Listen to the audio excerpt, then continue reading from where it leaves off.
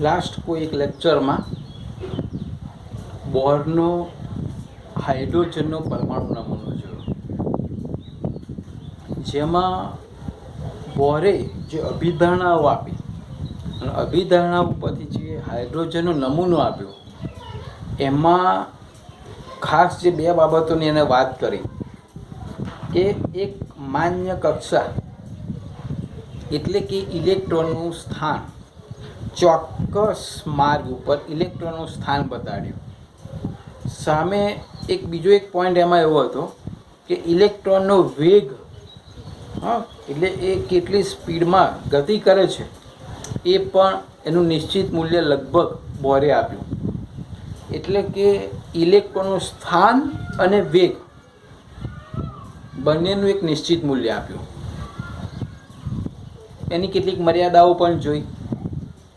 આગળ જતાં જતાં ધ બ્રોગલીએ દ્વૈતવાદ આપ્યો કે ભાઈ ઇલેક્ટ્રોન કણ પણ છે અને તરંગ પણ છે. એના કેટલાક એક્ઝામ્પલ પણ જોયા. ધ બ્રોગલીની જેમ બીજો એક મહાન વૈજ્ઞાનિક હાઇઝનબર્ગ, એને 1927માં એક સિદ્ધાંત આપ્યો, એક નિવેદન આપ્યું. અને સિદ્ધાંતને કહેવાય છે હાઇઝનબર્ગનો અનિશ્ચિતતાનો સિદ્ધાંત. અને ધ બ્રોગલીનું નિવેદન અને હાઇઝનબર્ગનો અનિશ્ચિતતાનો સિદ્ધાંત એ પરમાણુને ટોટલી ક્વોન્ટમ મિકેનિક્સ તરફ લઈ જતો હતો કે ભાઈ પરમાણુનું મોડેલ એકચ્યુઅલી શું છે. કારણ કે અત્યાર સુધી બોરે જે વાત કરી અભિધારણાઓ એટલે સૈદ્ધાંતિક રીતે એને જોયું તો નહોતું, પણ આમ છે એટલે આવું હોવું જોઈએ, આવું છે એટલે આવું હોવું જોઈએ, અને વર્ણપટ જે મળતો હતો એના આધારે એને હાઇડ્રોજનનો પરમાણુ આવો હશે એવી રીતે અભિધારણાઓ આપી. અને સૈદ્ધાંતિક રીતે કેટલાક સૂત્ર પુરવાર કર્યા, જેમાં એનો વેગ, એમાં એનું સ્થાન, એટલે ત્રિજ્યા જે વાત કરીએ આપણે, પહેલી કક્ષાની ત્રિજ્યા, બીજી કક્ષાની ત્રિજ્યા, એટલે કે ચોક્કસ માર્ગ નક્કી કરે કે ઇલેક્ટ્રોનનું સ્થાન અહીંયા હશે. ઓકે, એ બાબતમાં આપણે આગળની વાત કરીએ તો હાઇઝનબર્ગે જે અનિશ્ચિતતાનો સિદ્ધાંત આપ્યો, સિદ્ધાંત જે છે એ એવું કહેવા માંગે છે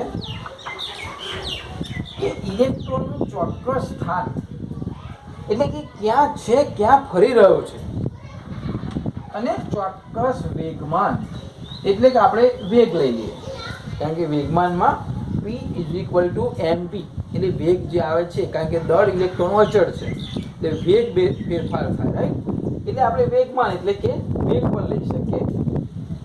એક જ સાથે નક્કી કરવાનું અશક્ય છે. તમે ઇલેક્ટ્રોન કોઈ ચોક્કસ જગ્યાએ ચોક્કસ માર્ગમાં અહીંથી અંતર સાથે તમે એને માપી શકો કે અહીંથી અહીંયા સુધી આ માર્ગ ઉપર જ ફરતો હશે, બીજો ઇલેક્ટ્રોન આ માર્ગ ઉપર જ ફરતો હશે, અને એનો વેગ છે એટલે કે અહીંયા જે એની ઝડપ છે ને એ વેગ આટલો હશે. એટલે કે એનું સ્થાન અને વેગ બંને એક સાથે અને ચોક્કસ રીતે હાઇઝનબર્ગ કે છે માપી શકાય નહીં. સૈદ્ધાંતિક રીતે બોરે કહ્યું કે ભાઈ વેગ આટલો અને એ આટલી ત્રિજ્યાની અંદર ચોક્કસ માર્ગે એ ફરે છે, તો આપણું સ્થાન અને વેગ બેઉ નક્કી થયું એક જ સમયે. હાઇઝનબર્ગ ના પાડે છે કે ભાઈ ઇલેક્ટ્રોનનું ચોક્કસ સ્થાન અને ચોક્કસ વેગ એક જ સાથે નક્કી કરવાનું અશક્ય છે. આ બેમાંથી એક તમે ચોક્કસ રીતે નક્કી કરી શકો, પણ જેટલો બીજો ચોક્કસ રીતે નક્કી કરવા જાઓ તો એટલી જ વધારે બીજામાં ત્રુટિ આવે. એટલે બંને એક સાથે શક્ય નથી. જે કેમ શક્ય નથી? બહુ સિમ્પલ, કે પ્રાયોગિક રીતે એને વાત કરી હાઇઝનબર્ગે કે ભાઈ તમારે ધારો કે તમારે જે ચોપડું કે નોટનું કાગળ છે, રાઈટ, એ કાગળને તમે ફૂટપટ્ટીથી માપવાનું તમને કહું તો કે તમે પાતળું કાગળ લો અને તમારી જોડે જે સ્કેલ છે કંપાસમાં, બરાબર, એનાથી માપો જોઈએ. નહીં માપી શકો. કેમ? એની જાડાઈ જે માપી શકશો, એ જે પેજ આપે છે તમે, એ પેજની જાડાઈ કેટલી છે એ તમે ફૂટપટ્ટી રીતે કેવી રીતે માપી શકશો? કેમ નહીં માપી શકો? વિચારો. કેમ? કારણ કે તમારે જે પેલા મિલીમીટર એકમો આપેલા છે ને, સેન્ટીમીટર, પછી મિલી, 1 મિલી, 1 ml, 2 ml, 3, એ રીતે જે મિલી એકમો આપેલા છે એ મિલીમીટર જેને કહેવાય. તો એના કરતાં પણ એક બે જે કાપા છે 2 મિલીમીટર કરતાં પણ તેજ પાતળું છે. એની જાડાઈ 1 મિલીમીટરમાં પણ નથી આવતી, નથી માપી શકાતું. તો કેવી રીતે માપી શકાય? તો એના માટે એવી સ્કેલ જોઈએ કે જે જાડાઈ છે ને એના કરતાં ઓછું પરિમાણ ધરાવતી હોય. એટલે કે ધારો કે નેનોમીટર કે માઇક્રોમીટરની જો ફૂટપટ્ટી તમને આપવામાં આવે તો આરામથી તમે માપી શકો કે ભાઈ આ 6 માઇક્રોમીટર છે. પેલી સાદી ફૂટપટ્ટીથી તમે નહીં માપી શકો. સેમ તમારે ઇલેક્ટ્રોનનું સ્થાન માપવું હોય તો સ્થાન માપવા માટે એને જોવું પડે પ્રાયોગિક રીતે. એને જોઈ શકો કે આ ક્યાં છે, બતાડો ઇલેક્ટ્રોન ક્યાં ફરી રહ્યું છે. તો એ જે સ્થાન છે ને એ સ્થાન કેવી રીતે ખબર પડે? એની ઉપર તમારે પ્રકાશ આપાત કરવો પડે. તમારે કોઈ વસ્તુ જોવું હોય, અંધારામાં કોઈ વસ્તુ નથી દેખાતી, તમારે જોવું હોય તેના ઉપર શું આપાત કરવું પડે? પ્રકાશ. કારણ કે પ્રકાશ આપાત કરો પછી એમાંથી તમને ખબર પડે, તમારા આંખમાં પરાવર્તન થઈને આવે કે ભાઈ આ વસ્તુ છે. તો પ્રાયોગિક રીતે ઇલેક્ટ્રોનનું સ્થાન નક્કી કરવું હોય કે ભાઈ ક્યાં છે તો એ ક્યારે દેખાય? જેની વસ્તુ એની પર પ્રકાશ આપાત કરવો પડે. હવે આ પ્રકાશ આપાત કરવાથી ઇલેક્ટ્રોનનું સ્થાન તો જ ખબર પડે કે ઇલેક્ટ્રોનની જે તરંગ લંબાઈ છે એના કરતા આની તરંગ લંબાઈ કેટલી હોવી જોઈએ? નાની હોવી જોઈએ. એટલે કે આની તરંગ લંબાઈનું જે પરિમાણ છે એ પરિમાણ પ્રકાશનું જે પરિમાણ છે આના કરતાં નાનું હોવું જોઈએ. તો જે કાગળના ફૂટપટ્ટીની વાત કરી ને તમને એવી રીતે, તો આના કરતાં તો આની તરંગ લંબાઈ ઘણી બધી વધારે છે. એટલે એ તો શક્ય જ નથી. કારણ કે પરિમાણ અહીંયા એવું વિકિરણ હોવું જોઈએ ઇલેક્ટ્રોન ઉપર આપાત કરવા કે જેની તરંગ લંબાઈ ઇલેક્ટ્રોન કરતાં ઓછી હોય તો તમે સ્થાન નક્કી કરી શકો. બીજું શું થાય? તમે આ પ્રકાશ એની ઉપર આપાત કર્યો. પ્રકાશ છે એટલી બહુ સીધી વસ્તુ છે, આપણે સાબિત કર્યું ફોટોન છે. એ ઇલેક્ટ્રોન ઉપર તમે જેવો ફોટોન આપાત કરશો, હવે તમે સ્થાન જોવા જાઓ છો કે ભાઈ હા આ પ્રકાશ આપાત કર્યો, ખ્યાલ આવે કે ઇલેક્ટ્રોન અહીંયા છે, તો આની ઉર્જા આને મળશે. આની ઉર્જા મળશે એટલે જે વેગથી એ ગતિ કરી રહ્યો છે, એ વેગમાં ફેરફાર નહીં થાય? થશે. કેમ? કારણ કે બહુ સીધી વસ્તુ, આ કોઈ વસ્તુ સાયકલ અહીંયા જઈ રહી છે, રાઈટ? એની ગતિથી જઈ રહી છે. તમે એને પાછળથી ધક્કો મારો છો તો એનું વેગમાન વધે કે ઓછું થાય? કે એનું એ રહે? વધે. એને એનર્જી બહારથી મળે છે, ફોર્સ પડે છે એટલે એનું વેગમાન વધે. તો અહીંયા ઇલેક્ટ્રોન જે વેગથી ગતિ કરી રહ્યો છે આપણને ખબર નથી. આપણે માપવા જઈએ છીએ વેગ અને સ્થાન બંને. ચલો એવું માની લો કે ભાઈ પ્રકાશથી એનું સ્થાન ખબર પડવા જઈ રહ્યું છે, તો સામે એ પ્રકાશ ફોટોની એનર્જી એને મળશે એટલે એની પાસે ઉર્જા વધશે એટલે વેગમાં ફેરફાર થવાનો. તેનો મતલબ જે ઓરિજિનલ વેગ હતો એ તો આપણને મળ્યો નહીં. એટલે નથી એનું સ્થાન ખબર પડતી કે નથી એનો વેગ ખબર પડતી. ચોક્કસ રીતે હા, બેમાંથી એક ચોક્કસ રીતે ખબર પડે. ધારો કે તમે સ્થાન ખબર પાડવા જાઓ તો વેગમાં પ્રોબ્લેમ આવે. જો તમે વેગ ચોક્કસ રીતે માપવા જાઓ તો સ્થાનમાં પ્રશ્ન આવે. એટલે આ એક કારણ છે જે હાઇઝનબર્ગે વિચાર્યું અને હાઇઝનબર્ગે પછી એના માટે એક સિદ્ધાંત આપ્યો અને એને કહેવાય અનિશ્ચિતતાનો સિદ્ધાંત. અનિશ્ચિતતા એટલે તમને ચોક્કસ ખબર પડતી નથી. અનિશ્ચિતતાનો મતલબ આનાથી બિલકુલ શું છે? ઓપોઝિટ છે. ભાઈ ચોક્કસ રાઈટ, તો એ ચોક્કસ નહીં, અનિશ્ચિત. બરોબર? ખબર પડતી નથી, ધૂંધળું ચિત્ર, ક્લિયર નહીં, રાઈટ? તો ઇલેક્ટ્રોનનું ચોક્કસ સ્થાન અને ચોક્કસ વેગમાન એક સાથે નક્કી કરવાનું અશક્ય છે. એને ગાણિતિક રીતે એવું પણ પુરવાર કર્યું કે ભાઈ કેટલું આવે. તો ધારો કે એવું માની લઈએ કે ભાઈ ડેલ્ટા એસ જે છે તે ઇલેક્ટ્રોનનું જે સ્થાન છે, સ્થાનમાં અનિશ્ચિતતા છે.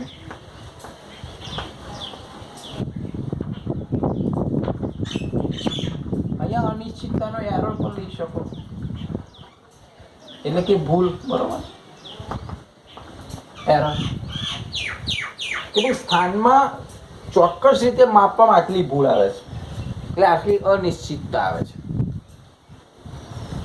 એને એવું પણ કહું કે ડેલ્ટા પી છે એવું માની લો કે વેગમાનમાં અનિશ્ચિતતા છે.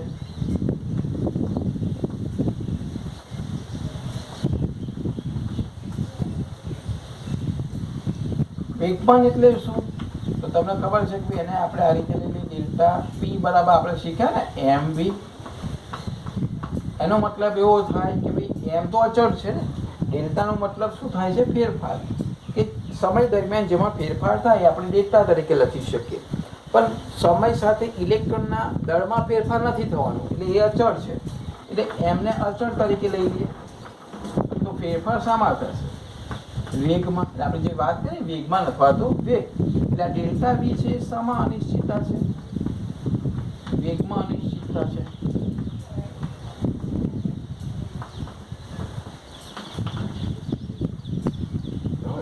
સૈદ્ધાંતિક રીતે જે સૂત્ર આપ્યું હતું કે ભાઈ સ્થાનમાં ચોક્કસતા નથી, એનો મતલબ સ્થાનમાં અનિશ્ચિતતા છે, એટલે કંઈક એરર છે માપનમાં. તો એ અનિશ્ચિતતાને શું કહ્યું? Delta x. બીજી વાત કરીએ ને વેગમાન, તો વેગમાનમાં અનિશ્ચિતતા છે ને કહ્યું ડેલ્ટા પી. વેગમાન એટલે એમ બી, પણ તફાવત છે ડેલ્ટા પી એટલે ડેલ્ટા એમ બી. તો એનો મતલબ એમ અચળ કેમ છે? કારણ કે એમ શું છે? ઇલેક્ટ્રોનનું દળ છે. એમ શું છે? ઇલેક્ટ્રોનનો દળ છે, જે તમને કિલોગ્રામમાં ખબર છે. તો ડેલ્ટા વી વધઘટ થાય એટલે કે વેગમાં અનિશ્ચિતતા. આના ઉપરથી એને એવું કહ્યું કે ભાઈ ઇલેક્ટ્રોનનું ચોક્કસ સ્થાન અને ચોક્કસ વેગમાન જ્યારે નક્કી ના થાય, પણ ધારો કે થાય છે કે તમે ચોક્કસ નથી પણ તમે માપો છો કે સ્થાનમાં શું છે અને વેગમાનમાં શું છે, તો જે કંઈ અનિશ્ચિતતા બંનેમાં આવે કેટલી હશે? તો એને એવું કહું કે ભાઈ delta H to delta P greater than or equal to h upon 4 pi. એને એવું કહું કે ભાઈ ધારો કે આની જે એરર છે, આમાં જે એરર છે માપનમાં, એરર તો છે જ, બે એક સાથે નથી માપી શકતા, પણ બંનેમાં એરર છે. તો એ એરરનો ગુણાકાર હંમેશા કેટલું આવે? તો કે h upon 4 pi ના જેટલો અથવા એના કરતા વધારે. આટલી અનિશ્ચિતતા આવે. હવે આપણે સૈદ્ધાંતિક રીતે પણ સાબિત કરીએ કે ખરેખર આવું છે કે નહીં. ચલો જોઈ લઈએ. ડેલ્ટા એક્સ આપણે અહીંયા લઈએ, ડેલ્ટા પી નીચે જાય, 4 પાઈ ડેલ્ટા પી. હવે જુઓ, વેગમાનમાં આપણે ચોકસાઈ તરફ જઈએ છીએ. એવું માની લો કે ભાઈ ચલો ડેલ્ટા પી માં એરર નથી, આપણે બહુ ચોક્કસ પૂર્વક માપીએ છીએ, એકદમ પરફેક્ટ. એટલે ચોક્કસ ને પેલું જે અચોક્કસ છે બે વચ્ચેનો તફાવત નથી. કેમ? કારણ કે બહુ પરફેક્ટ રીતે તમે માપ્યું કે ભાઈ એનું વેગમાન ઇલેક્ટ્રોનનું આટલું છે એવું માની લઈએ, ચોક્કસ રીતે માપ્યું. કેમ ડેલ્ટા પી 0? કારણ કે ચોક્કસ રીતે માપ્યું છે આપણે, કોઈ અનિશ્ચિતતા નથી એમાં. ચલો, તો એનો મતલબ એ સાદરૂપ આપો, h 4 pi 0. 4 pi 0 એટલે એનો મતલબ તો h નીચે 0. તમે જુઓ, હા, નીચે 0 અને છેદમાં 0 આવે એટલે તો એનો મતલબ એવો થયો કે ભાઈ ડેલ્ટા એક્સ જે છે એ કેટલો થઈ ગયો? ઇન્ફિનિટી થઈ ગયો, અનંત. જો કેટલી મોટી અનિશ્ચિતતા. ક્લિયર થયું કે ભાઈ જો આ પ્રમાણે સૂત્ર હોય અને ડેલ્ટા પી ચોક્કસ રીતે માપીએ, આપણે બેવ સાથે માપવાનું અશક્ય છે. એક તો છે ને, ધારો કે આપણે એક સાથે નક્કી કરવું છે, એમાં ચોક્કસ સ્થાનની જગ્યાએ વેગમાન તમે ચોક્કસ મળ્યું એટલે કે અનિશ્ચિતતા છે જ નહીં, એનો મતલબ ડેલ્ટા પી 0. હવે અહીંયા 0 મૂકી દો તો સ્થાનની અચોક્કસતા તો કેટલી થઈ? ઇન્ફિનિટી થઈ. એનો મતલબ તમે એક નક્કી કરવા જાઓ છો તો બીજું અનલિમિટેડ, અનંત, ઇન્ફિનિટી અચોક્કસતા આવે છે. સેમ વસ્તુ તમે ડેલ્ટા એક્સ બહુ ચોક્કસ પૂર્વક માપવા જાઓ છો તો ડેલ્ટા એક્સ અહીંયા આવે, ડેલ્ટા પી અહીંયા આવે, ફરી ડેલ્ટા એક્સ 0, એટલે તમે આગળ જશો એટલે ફરી 0 અને ઇન્ફિનિટી. તો જો તમે ચોક્કસ સ્થાન માપવા જાઓ તો વેગમાનમાં ઇન્ફિનિટી અનિશ્ચિતતા, તમે ચોક્કસ વેગમાન માપવા જાઓ તો ચોક્કસ સ્થાનમાં અનિશ્ચિતતા ઇન્ફિનિટી. એટલે આ સિદ્ધાંત એવું કહે છે કે ઇલેક્ટ્રોનનું ચોક્કસ સ્થાન ચોક્કસ વેગમાન એક જ સાથે નક્કી કરવાનું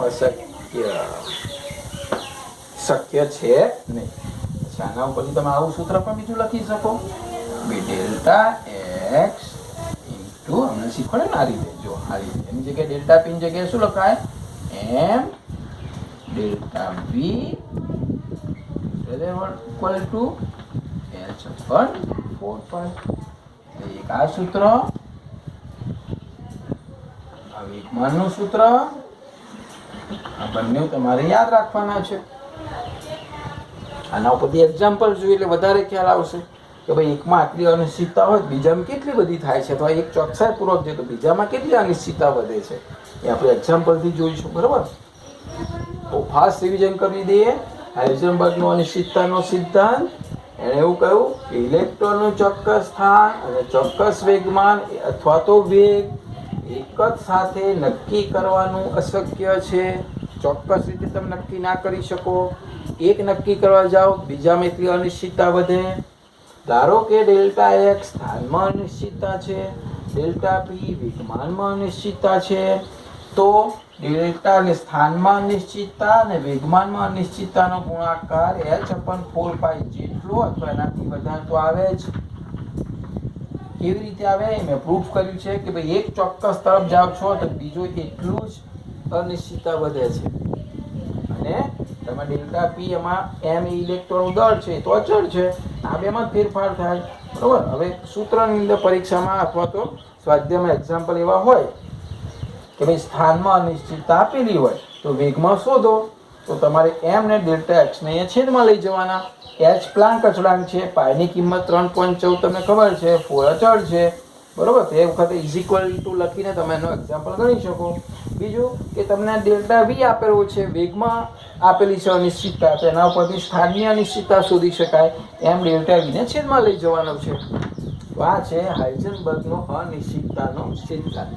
તો હાઇઝનબર્ગનો અનિશ્ચિતતાનો સિદ્ધાંત તમારે જે થિયરીનો ચોપડો છે એમાં 2 કે 3 માર્ક્સની ટૂંકમાં પૂછાય છે. તો તમારે ખાલી એનો જે સિદ્ધાંત છે કે કોણે આપ્યો, ક્યારે આપ્યો, દરેક પદ શું છે અને કેમ એક સાથે બંને ચોક્કસ પૂર્વક માપી શકાતા નથી એ તમારે સમજાવવાનું છે. બુકની અંદર જે આપેલું છે એ પ્રમાણે મુદ્દા વાઇઝ લખવાનું છે. હવે એના એક્ઝામ્પલ જોઈએ.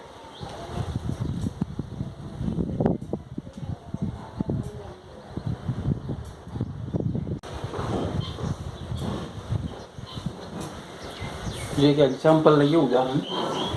ઇલેક્ટ્રોનની જગ્યાએ, ઇલેક્ટ્રોન તો બહુ દૂરની વાત છે, પણ ખાલી 1 મિલીગ્રામ જેટલો એક દળનો દ્રવ્ય છે.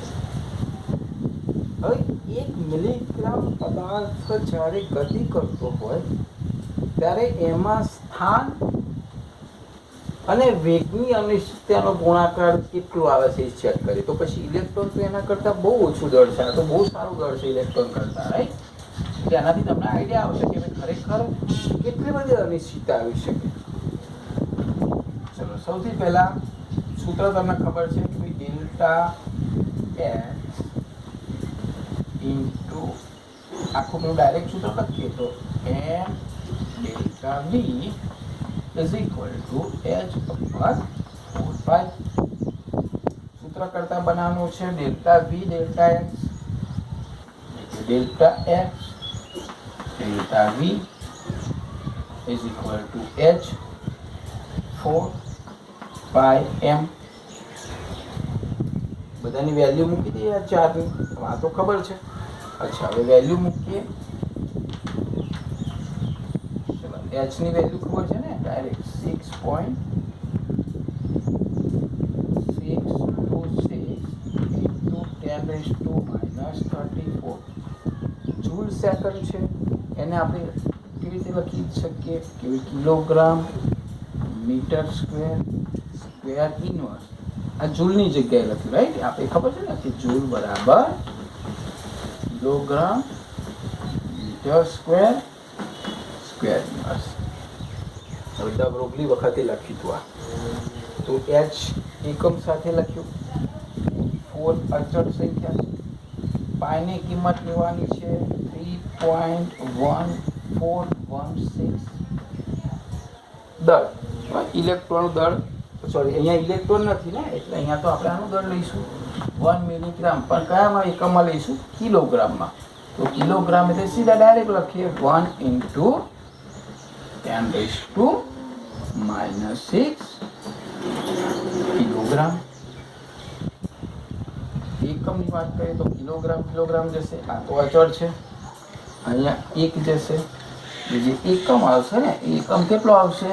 મીટર સ્ક્વેર અને સેકન્ડ ઇન્વર્સ.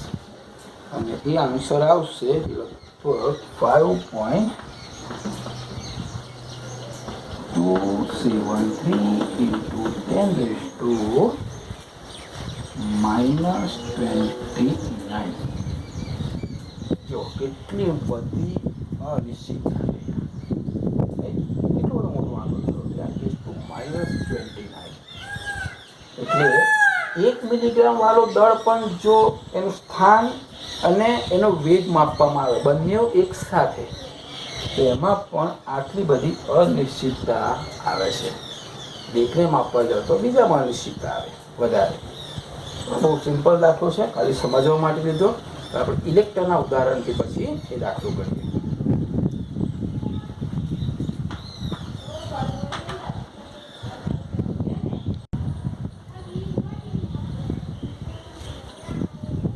એક્ઝામ્પલ લઈએ, ઉદાહરણનો છે. સૂક્ષ્મદર્શક યંત્રનો ઉપયોગ કર્યો અને યોગ્ય ફોટોન એની પર આપાત કર્યો, તો પરમાણુમાં ઇલેક્ટ્રોનનું સ્થાન 0.1 એંગસ્ટ્રોમ અંતરમાં જાણવા માટે કરવામાં આવે છે, તો તેના ગતિના માપનમાં અનિશ્ચિતતા કેટલી? અહીંયા સૂત્ર ડાયરેક્ટ મૂકી દઈએ તો તમને ખ્યાલ આવશે, કારણ કે સ્થાનમાં અનિશ્ચિતતા આપેલી છે. એટલે કે delta V is equal to H/4 pi m સૂત્ર ખબર છે? આ બધું બનાવતા આવડશે તમને?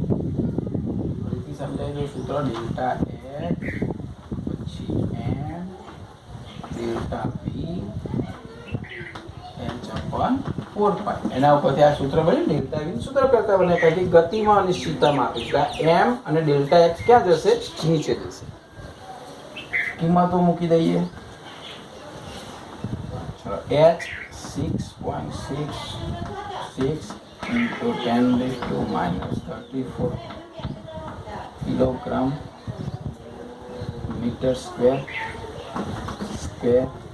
અને x 4. આના પર અલગ લખીએ. m જે છે ઇલેક્ટ્રોનનું દળ છે.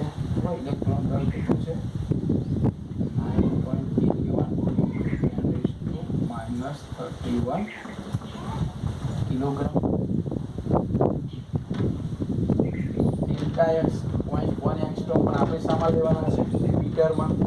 તો મીટરની અંદર કન્વર્ટ કરી દઈએ ત્યારે તો આ રીતે લખાય 0.1 into 10⁻10 metre.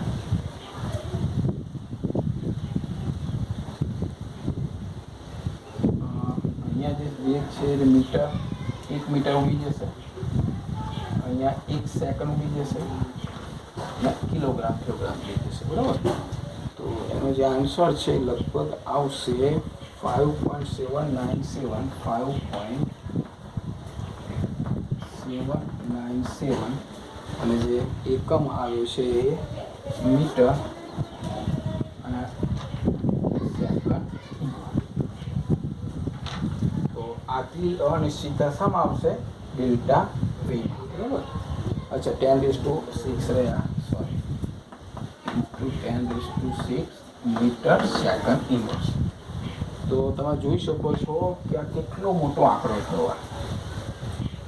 5.797 × 10⁶ metre second inverse. એક સેકન્ડમાં આટલા બધા લાખો કિલોમીટર થયા, આટલા બધા મીટર જેટલી સમા આવી ખાલી 0.1 એંગસ્ટ્રોમ જેટલી. એટલે ચોકસાઈપૂર્વક જઈ રહ્યા છે કે ભાઈ એટલો તફાવત હોઈ શકે સ્થાનમાં 0.1 એંગસ્ટ્રોમ, પણ એ સ્થાનમાં એટલો તફાવત મેળવવા આટલી ચોકસાઈપૂર્વક જવા સામે તમે જુઓ ગતિમાં કેટલી બધી અનિશ્ચિતતા આવે છે. બરાબર, તો આ રીતે દાખલો છે, જોઈ લેજો.